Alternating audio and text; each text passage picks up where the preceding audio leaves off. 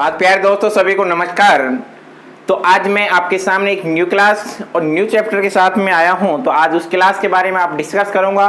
और जैसे ही अपनी ऑफलाइन क्लासेस अभी स्टार्ट है, यदि आप किसी को ऑफलाइन में पढ़ना होता है तो आप ऑफलाइन क्लासेस हमारी ले सकते हो। तो आज मैं आपके सामने एक न्यू टॉपिक के साथ में डिस्कस करूंगा और उस टॉपिक में यदि आपको मैं बताऊंगा कि आज टॉपिक क्या रहेगा। सबसे बेहतरीन टॉपिक है, जिन टॉपिकों के बारे में यदि मैं आपसे डिस्कस करता हूं तो टॉपिक के बारे में आपसे बता देता हूं मैं। जो सबसे अच्छे टॉपिक कंपटीशन के अनुसार यदि सबसे अच्छे टॉपिक माने जाते हैं तो उन टॉपिक को के बारे में अपन बातें करेंगे।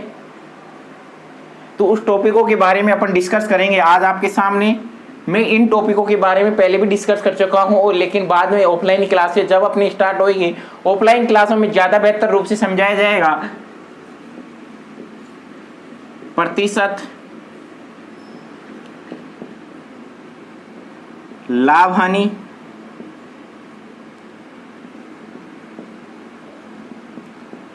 साधारण ब्याज,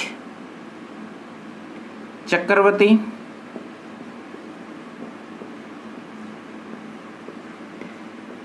ब्याज, इन टॉपिकों को मैं सबसे पहले इनको सिखाने की कोशिश करूंगा। और ये दो टॉपिक है, ये सबसे बेहतरीन टॉपिक, सबसे ज्यादा कंपटीशन में यहाँ से ही क्वेश्चन पूछे जाते हैं। यदि आपको ये समझ में आ जाता है तो आपसे मेरा दावा है कि आपको मैथ में कोई भी दिक्कत नहीं आएगी। जिसके साथ में आज मैं आपके सामने एक न्यू टॉपिक के साथ में, सबसे बढ़िया टॉपिक है, उस टॉपिक के साथ में अपन डिस्कस करेंगे आज। साधारण ब्याज व चक्रवर्ती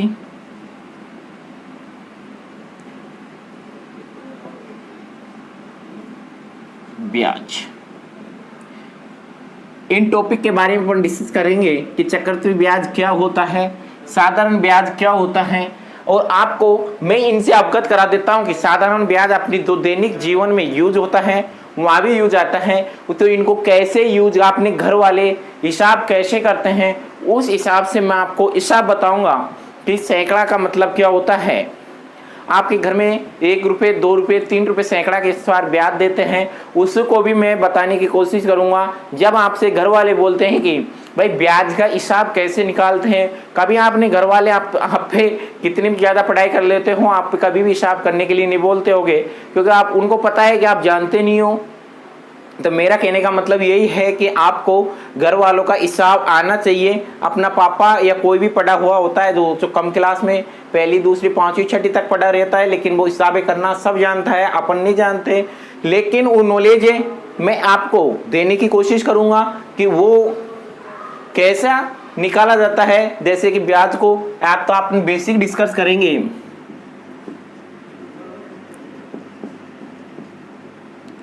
साधारण ब्याज और चक्रवृद्धि ब्याज, साधारण ब्याज और चक्रवृद्धि ब्याज के बारे में आज मैं डिस्कस करूंगा। तो साधारण ब्याज क्या है और चक्रवृद्धि ब्याज क्या है, इसमें आपको ये समझना होगा कि साधारण ब्याज में क्या क्या आता है और क्या क्या यूज होता है।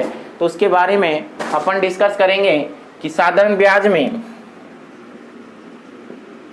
मूलधन,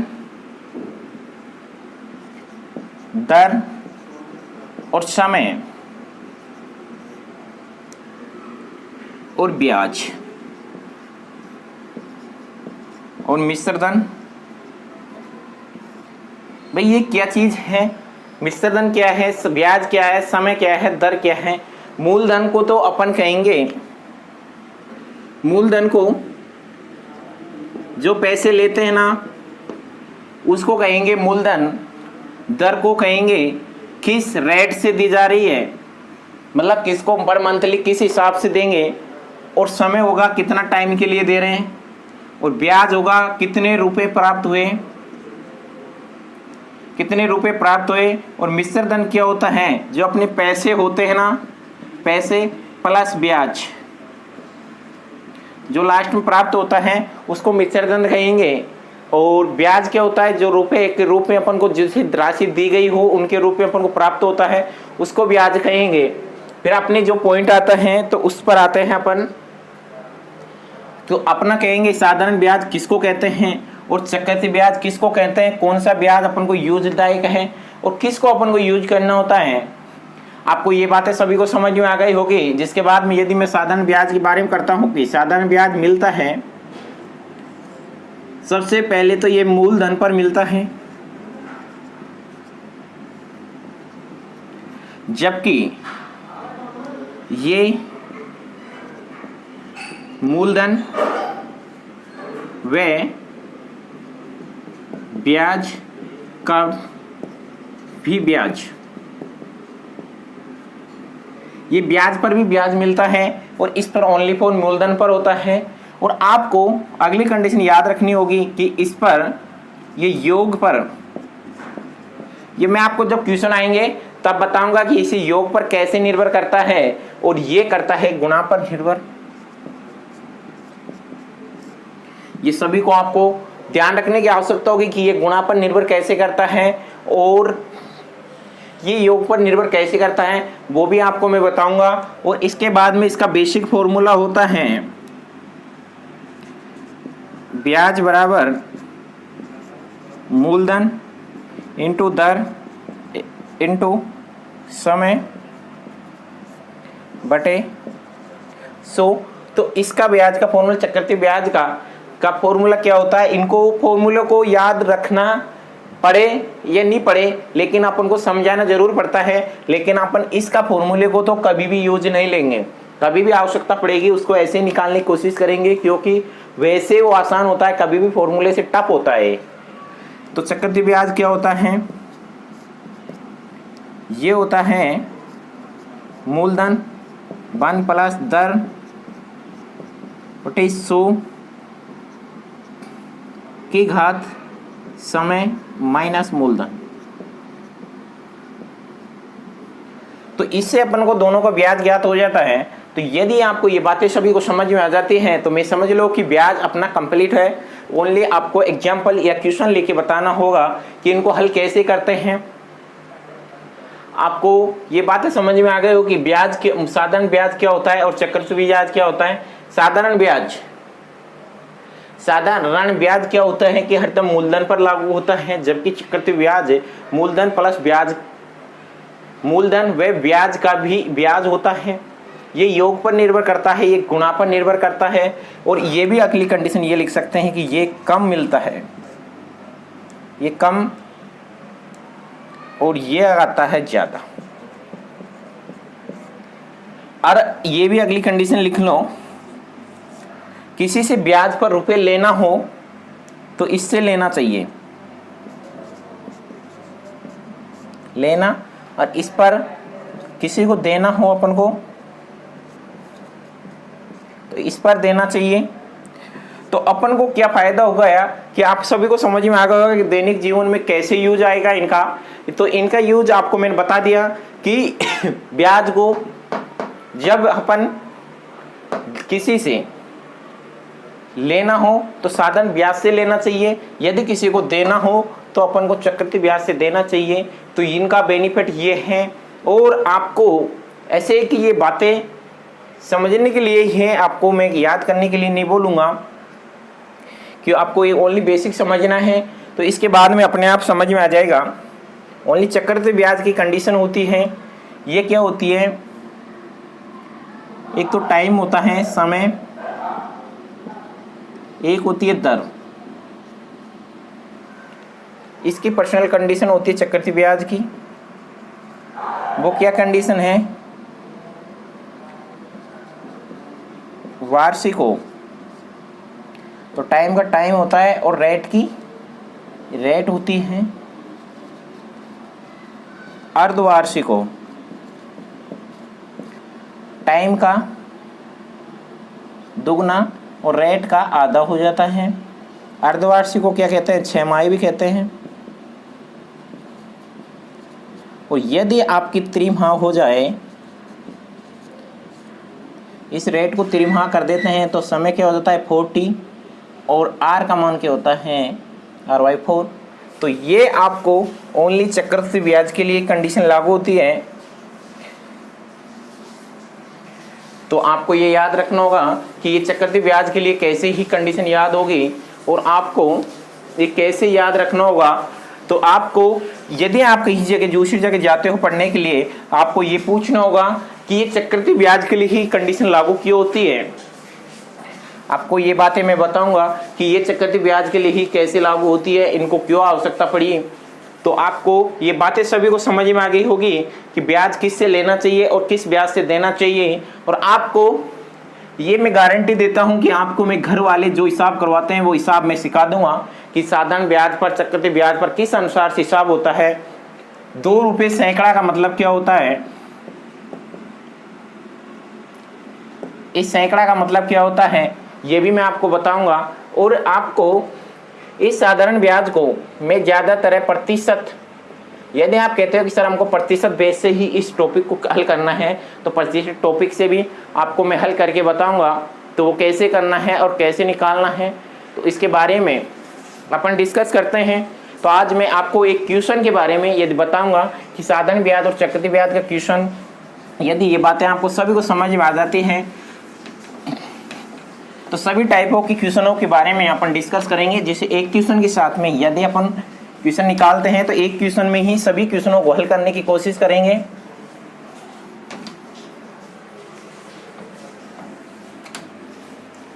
भाई क्वेश्चन क्या है, अपन को अमाउंट दे रखा है,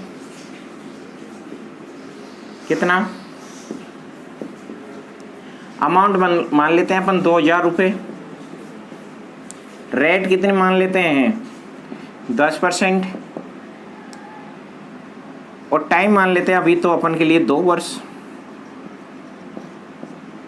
तो आपसे मैं ज्ञात करने के लिए कहता हूं साधारण ब्याज, सिंपल इंटरेस्ट, और एक होता है कंपाउंड सीआई चक्रवृद्धि ब्याज, और इसी का सीआई और एसआई दोनों का अंतर। और आपसे क्वेश्चन में ये भी पूछ सकता है यदि नॉर्मल एग्जाम है सीआई ज़्यादा होता है कि एसआई ज़्यादा होता है, साधारण ब्याज अधिक होता है कि या चक्रवृद्धि ब्याज अधिक होता है। आपको मैंने पहले ही बता दिया था कि ज़्यादा कौन सा होगा, चक्रवृद्धि ब्याज। यदि आपके नॉर्मल एग्जाम में यदि क्वेश्चन पूछता है कि सर हमको तो आपने बताया ही नहीं, ये अपने आपको नॉलेज होनी चाहिए कि कौन सा ब्याज ज़्यादा मिल रहा है, इसलिए ही मैं दोनों को कंपैरिजन में पढ़ाऊंगा। साधारण ब्याज चक्रवृद्धि ब्याज को अपन 10 दिन की क्लास में पूरा कर लेंगे।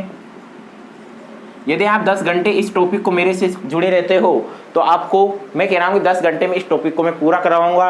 और इसको करवाने के बाद में यदि आपकी बड़ी बड़ी संस्था, बड़ी बड़ी कोचिंग है, बड़े बड़े टीचरों का नाम है, उनसे कंपेरिजन करके देखना, उनकी कभी बुकलेट से क्वेश्चन निकाल के देखना। एक भी क्वेश्चन में यदि आप रुक जाओ तो मेरी गारंटी है, और कोई सी बुक से आप क्वेश्चन उठाना, सब क्वेश्चनों को आप कहेंगे कि सर इसको रेशो से किया करो, सबसे योगा उससे किया करो। तो अपन को सब तरीके मालूम है, और सबसे मैं कह रहा हूँ कि सबसे ज़्यादा सीखने को किससे मिलता है, वो तरीकों को पहले अप्लाई करना चाहिए। ये नहीं कि स्टूडेंटों को समझ में नहीं आता, ओनली आनंद आ जाता है कि सवाल करा दिया और हो गया 2 लाइन में, 2 की जगह पे 3 लाइन हो जानी चाहिए, लेकिन समझ में आना चाहिए। तो आपको मैंने इसमें कहा कि साधारण ब्याज और चक्रवृद्धि ब्याज अपना पाउंड 2000 है, तो 2 वर्ष के लिए 2 डंडे कहते लेते 10% के लिए क्या होता है कि परसेंटेज को हटाने के लिए 100 का भाग करते हैं, तो 1 0 से 1 0 आ जाते, तो 1/10, तो इसका 1/10 और इसका 1/10, ये कितना हो जाता है 200, ये भी कितना हो जाता है 200। फिर यदि अब इसका 1/10 करना होता है, क्योंकि 1 साल का हो गया ये, तो ये 1 साल का ब्याज आएगा ना, तो ये 1 साल का ब्याज आएगा ना, तो किसके रूप में आएगा, इसका 1/10। तो 1/10 कितना हो जाता है 20। तो आपको ये क्वेश्चन समझ में आ गया कि किसमें साधारण ब्याज कितना है 400, चक्रवृद्धि ब्याज कितना है 420, और दोनों का अंतर कितना है 20। मेरे प्यारे दोस्तों, आपको ये बातें सभी को समझ में आ गई। और इस क्वेश्चन से आपको मैं 3 क्वेश्चन बता दिया है, एग्जाम में एक ही क्वेश्चन आएगा, एग्जाम में एक ही क्वेश्चन आएगा। और मैं इसी टाइप से पूरे जितने भी क्वेश्चन आएंगे, कितने गुना कितना परसेंट, वो भी सभी क्वेश्चन इससे निकाल लेंगे। लेकिन टाइप है उनमें, इसमें क्या क्वेश्चन में टाइम ज़्यादा लग जाता है, तो उस क्वेश्चन को अपन वहाँ डिस्कस करेंगे। उस टाइम पे आपको ये 2 वर्ष का आ गया।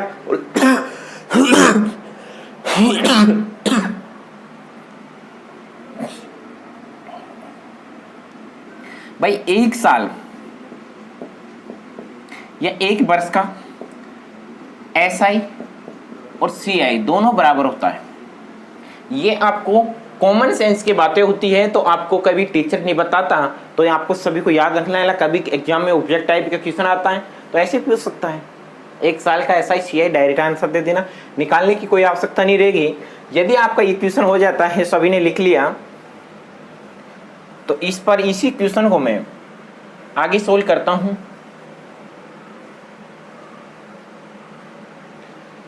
और एक आपने कभी भी एक नाम और सुना होगा, समांतर श्रेणी और गुणोत्तर श्रेणी। इस ब्याज को मैं गुणोत्तर श्रेणी पर भी निर्भर करता है, इससे भी हल करके बताऊंगा कि गुणोत्तर श्रेणी से कैसे हल निकालते हैं। उससे क्या थोड़ा और तेजी से हो जाता है, लेकिन उसके बारे में वो बाद की बातें हैं कि अपन कितना सिखाते हैं, उस पर यूज आता है। आपके सामने अमाउंट को रखना है, और अभी मैंने इसी क्वेश्चन को और चेंज कर देता हूं। तो इस क्वेश्चन में क्या किया है मैंने, ओनली फॉर इस जगह पर 3 वर्ष लिखा है, और इस 3 वर्ष को आपको मैं 2.5 वर्ष का भी निकाल के बताऊंगा कि 2.5 वर्ष का कैसे होता है। कितने का भी निकाल लेना, किस सबका सेम आता है, 2.5 का निकाल लेना, कितने भी वर्ष का आपको मैं सभी का निकाल के बताऊंगा वो कैसे निकालते हैं। यदि आपको 3 वर्ष के लिए बोलता है तो यहाँ पर 3 डंडे खींच लेने हैं। सबसे नॉर्मल क्वेश्चन, सबसे नॉर्मल चीज बातें हैं कि 3 डंडे 3 वर्ष के लिए। यदि अपन को इसका 1/10 तो कितना आ जाता है, 200। इसका 1/10 तो 200 ही आ जाता है, 200।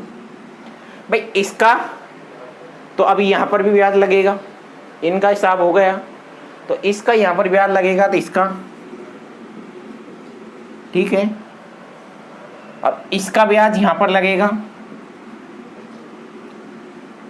और इसका ब्याज यहाँ पर, तो इसका ब्याज क्या हो जाता है, 2। ठीक है भाई, आपको मैं जो बातें कर रहा था, मैं कह रहा था कि आपको इससे भी बताऊंगा मैं, तो वो कैसे होता है, 21, 31, 441।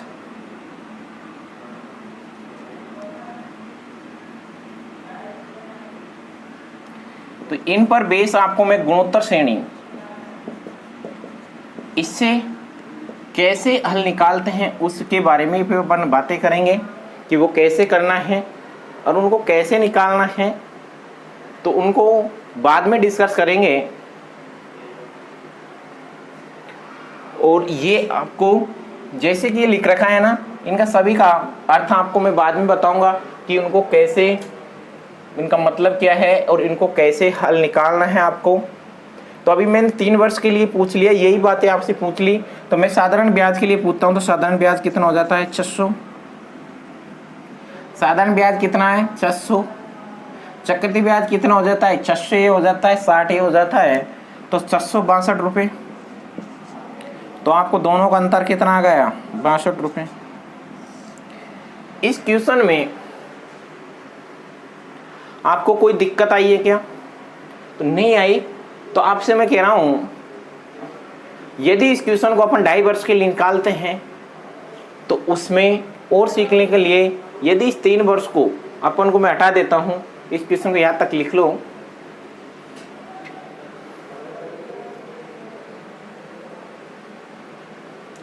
सभी ने लिख लिया, तो इसको मैं 2.5 वर्ष के लिए कर देता हूं। 2.5 वर्ष का मतलब होता है कि 3 वर्ष ले लेना है, लेकिन 2.5 वर्ष को अपन ऐसे लिखते हैं, तो ये क्या हो जाता है कि 5/2। 5/2 तो ये 5/2 को क्या करना है कि इस वाली कितने हो जाता है 420 और 422, इसका 5/2 निकाल दो।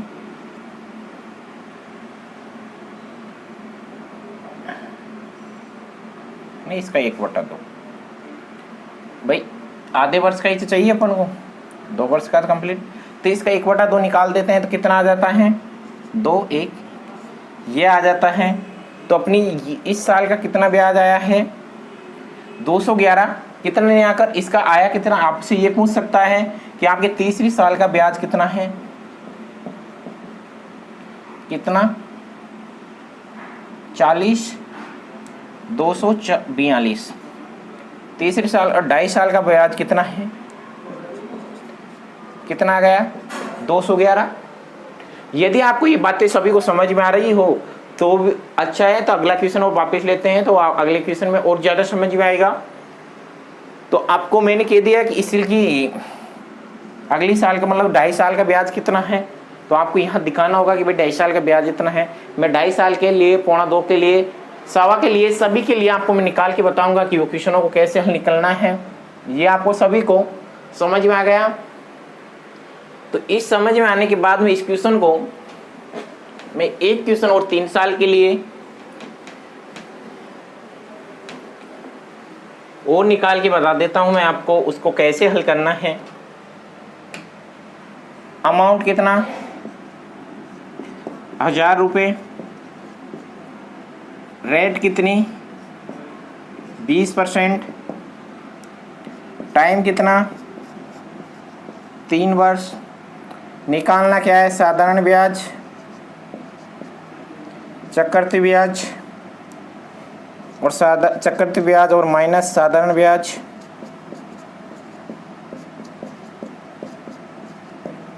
अब इनको कैसे निकालते हैं उनको मैं बताता हूं कि आपको।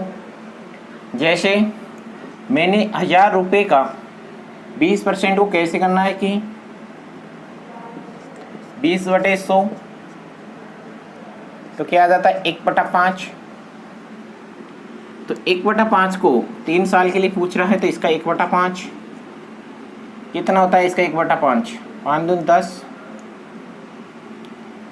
1/5 तो कितना आ जाता है 200। यह भी 200 आ जाता है और वही क्वेश्चन बन जाता है। अपना जो पहले का क्वेश्चन था उसी का ही क्वेश्चन, वही क्वेश्चन है, लेकिन उसमें क्या हुआ कि रेट और इसका फर्क पड़ रहा था, लेकिन रेट को अपन ने यह डबल कर दिया और अमाउंट को आधा कर दिया है। तो इसको इसीलिए लिया है कि अपन ने क्वेश्चन को, क्योंकि ज़्यादा से ज़्यादा रेट और यदि अमाउंट पर क्या प्रभाव पड़ता है, यदि अपन क्वेश्चन को ये चेंज करते हैं तो वही क्वेश्चन आ गया। अब इसका 1/5 तो कितना होता है, इसका 1/5 4 0 40, इधर भी आ जाए 40 और इसका फिर 40 और इसका 1/5 8 आ जाता है। आया क्वेश्चन? तो आपसे मैं पूछूंगा कि इसका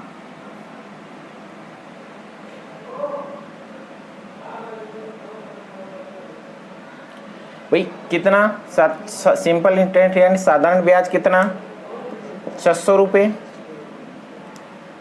फिर ये कितना है चक्रवृद्धि ब्याज 120 128 मतलब 728, अंतर कितना 128 का। यदि आपसे तीसरी साल के लिए ब्याज पूछता है तो ये तीसरे साल का, 2 साल के लिए पूछता है तो ये 2 साल का, और 1 साल के लिए पूछता है तो 1 साल का। तो इनका सभी का 1/5 निकाला अपने पहले। यदि ये बातें आपको सभी को समझ में आ रही हो तो ठीक है, इन क्वेश्चनों को लिख लो और अपनी बुक से, जिस भी बुक को आप पढ़ना चाहो उस बुक को मैं क्वेश्चन सोल्व कराने की कोशिश करूंगा। और आप कोई सी बुक के लिए बोल सकते हो, मेरा तो कहना है एक ही बुक के लिए है। यदि आप किसी भी टीचर को, यदि फेमस टीचर मानते हो, उसी की बुक हल करनी हो तो उस बुक को भी हम हल करके बता सकते हैं। और यदि आप RS अग्रवाल को हल करते हैं तो सबसे बेहतर बुक है, यदि RS अग्रवाल से हल कीजिए और उसके बाद में आपकी प्रैक्टिस पूरी बुक से कोई सी भी बुक लेके आओ, उससे हल करना होगा। तो आज के लिए मैं इतना ही अपनी क्लास को यहीं छोड़ता हूँ। और यदि आपको किसी को मेरे से पढ़ना हो तो, क्योंकि यूट्यूब पे तो क्लासें कंटिन्यू नहीं रहती, लेकिन किसी को पढ़ना है या देखना है, कभी हमारी ऑफलाइन क्लास पर आके देखना कि यहाँ कैसे पढ़ाया जाता है। तो आज के लिए इतना ही। चलो सभी को थैंक यू।